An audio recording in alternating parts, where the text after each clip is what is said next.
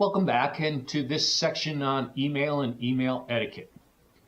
Now, I fully appreciate that most of you are probably already using email in some form, but please bear with me over the next couple of minutes as we take a look at not only the processes of email, but also some common and standard email etiquette techniques that might improve all our lives.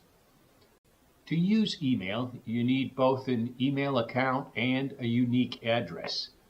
The examples we're going to use in this particular section are going to utilize Gmail, but the fundamentals go across all the different providers, so it really doesn't matter. To create a Gmail account, simply type New Email Account into the Google search engine and then click on the Create a Gmail Address link like this.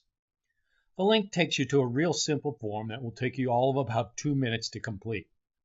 Remember, however, your email address has to be unique, so you can either keep guessing until the cows come home, or you can simply take one of Gmail recommendations.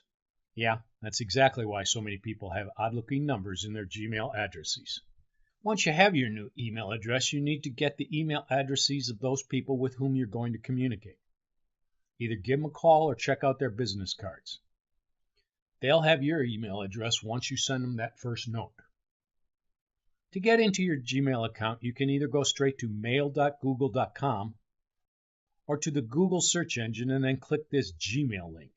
Either way, Gmail will come up with a list of accounts on your laptop which access Gmail, and you can then select the one you want. If you only have a single Gmail account on your box, Gmail will jump straight into its home page. Okay, now let's start to learn how to identify and read new emails. In Gmail, all unread emails are presented with bold text.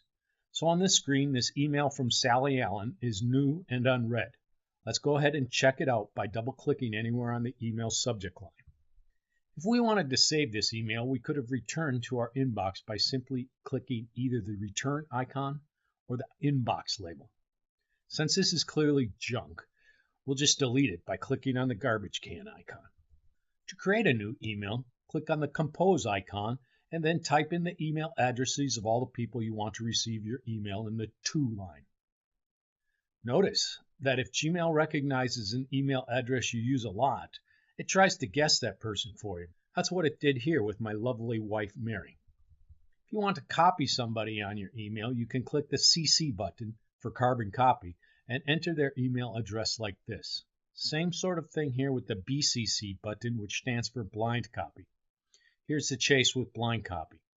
The BCC recipient receives a copy of your email, but all the other regular recipients don't see that he or she did.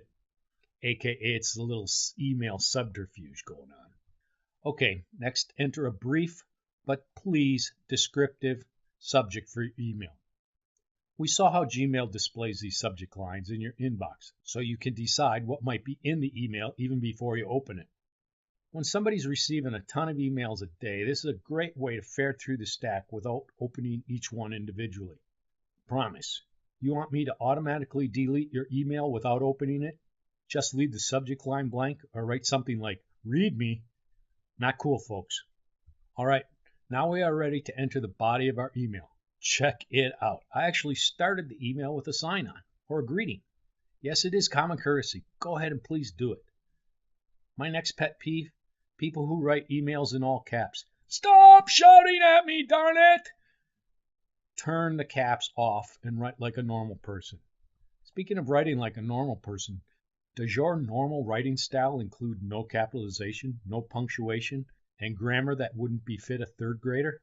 Then why do you write emails that way? Please stop it. Oh, and look, I actually used to sign off and typed my name. Crazy, eh? Well, then why do so many of you not do it? All right, I'm off my soapbox now, so we can learn how to format the text in your email with these little icons here at the bottom and even add an attachment.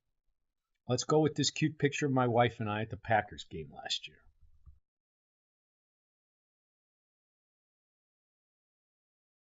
Once you're convinced your email is ready to go, simply hit the send button to shoot it off into the ether. Now, a word of caution on the send button. The send button is forever. There's no reaching out there and pulling this thing back. Once you hit that little bugger, your email is out there for everybody and his mother to see. That means that those ugly or angry emails might better be left overnight in draft form before you send them. If tomorrow you're still willing to say those same things, then by all means hit send. If not, it might be wiser to put that email in the garbage can. If you're like most of us, you receive a bunch of emails every day, and they tend to build up because most folks don't organize them into folders as well as they should. Hey, I'm guilty too. Anyway, what it means is that you end up with a stack of emails, and when it comes to finding one out of the past, it can get tough. How to solve this? Easy. Use the search function like this. My wife and I are traveling to the Caribbean pretty soon. How do I find the email with my itinerary? Search on American Airlines. Okay, there we are, heading out on the 6th at 11:50 a.m. Next, let's learn about changing accounts. First off, I think it's a very good idea to keep at least 3 email accounts working at all times. Use one for your personal emails, a second for all your business emails, and a third for online shopping. That way, those reams of emails you get from online vendors don't get intermixed with your personal and/or your business emails. In addition, it's much less likely you're going to send an otherwise pretty personal and possibly terribly embarrassing email to your boss instead of your wife. To change between accounts in Gmail, simply click up here in the right-hand corner and select the new account you want to access. Let's jump over to my business account at Digital Middle Age. There's the email we just sent from my personal account, and there's that picture of my wife and I at the game. What fun. Most everyone wants to reply at this time. Great idea. But remember, normally reply all is considered poor email etiquette because you're sending your message to everyone who received the original note. Please, I beg you, not everyone is interested in hearing your comments back to the original sender. Maybe, and I mean only maybe, the singular exception to the reply all rule is in business, where a certain amount of CYA is sometimes required. Side note, if you don't know what CYA meant, then you never need to reply all. The chase, many of us are receiving a ton of emails every day. We don't need you piling on with the extra clutter. Finally, it's likely that you will receive a large number of unsolicited emails from vendors looking to sell you stuff every day. Sometimes these folks just bought a large email list and shooting out emails blindly. Other times, you may have needed to supply your email address to a vendor before making a purchase, and then they email you daily thereafter offering some sort of special. It's pretty easy to get rid of these things. When you open an email, find out it's spam, the word used for an unsolicited email, just hit the report spam button, and Google will do their best to protect you from that vendor into the future. As for Wix here, they are my website host people, so no, I will not report them as spammers. Okay, that concludes our very brief discussion of email. We learned how to set up a Gmail account, how to recognize unread emails, how to create and compose new emails, how to format text within emails, even how to insert an attachment. With respect to the etiquette side, we learned that reply all is not cool. The caps lock is even less cool.